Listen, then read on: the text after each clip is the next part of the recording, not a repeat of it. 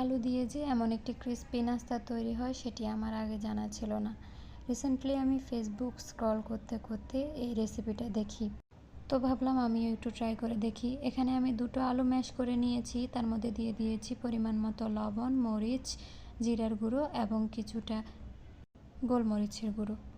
তারপর আমি এখানে একটি রুটি বেলে নিয়েছি, মাঝখানে একটি ঢাকনা দিয়ে চারপাশে আলুর পুরগুলো ভালোভাবে ছড়িয়ে দিচ্ছি। ঢাকনাটা কেন দিয়েছি তা একটু পরেই দেখতে পাবেন।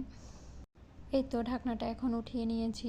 পুরগুলো দেওয়া হয়ে গেলে এখন আমি মাঝখান থেকে ভিডিওতে যেভাবে দেখছেন এভাবে কেটে নিব। তারপর একটি স্লাইস নিয়ে এভাবে একটি শেপ দিব। এই তো ভিডিওতে যেভাবে দেখছেন এভাবে সেম প্রসেসে সবগুলো তৈরি করে নিব। অফ ক্যামেরায় এভাবে আমি আরও অনেকগুলো তৈরি করে নিয়েছি। এখন ফ্রাই প্যানে সামান্য তেল দিয়ে এগুলো ভালোভাবে ভেজে নিব। একটু লালচে করে ভেজে নিলেই আজকের এই নাস্তাটি রেডি হয়ে যাবে। রিসেন্টলি ফেসবুকে এটি একটি ভাইরাল রেসিপি, তাই আমিও একটু ট্রাই করে দেখলাম। যতটা আশা করেছি তার থেকে অনেক অনেক অনেক ভালো হয়েছে আর খুবই ক্রিস্পি হয়েছে।